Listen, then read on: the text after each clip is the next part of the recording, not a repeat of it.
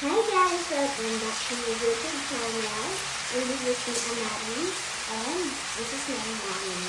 Tuturuan niya po kung magluto ng ang tawag ito na? Minisuhang pink Salmon head.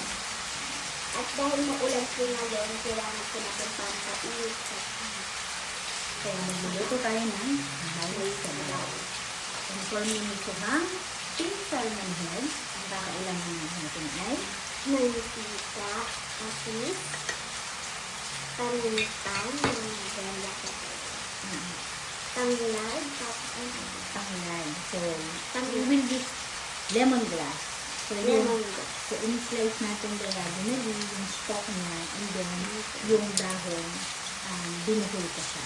Then, Tapos, garlic, garlic, tapos onion. tapos luya, tapos chili. Okay. So, pwede rin ito. So, pag wala, pwede rin ito.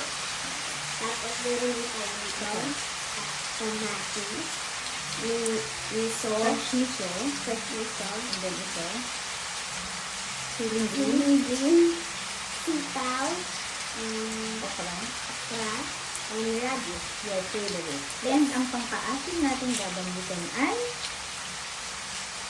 Samyas.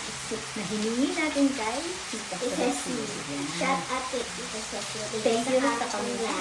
So, pinakuluan na natin yung kanina at sa bago meron. And then, of course, ito, ano to? Pechay. Ay, Mustasa. mustasa. And, of course, the main ingredient.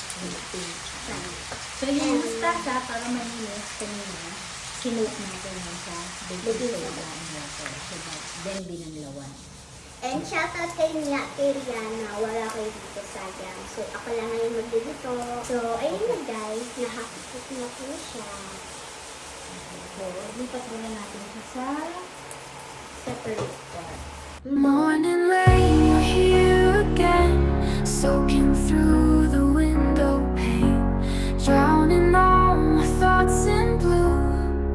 I can't escape the weight of you. Morning rain, I feel you near, washing down my every fear.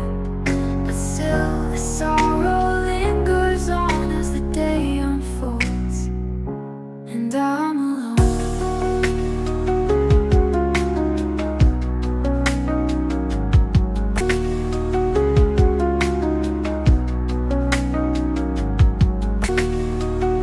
So, eto na guys, tapos na ang ating nilutong Minisuhang pink pink salmon head.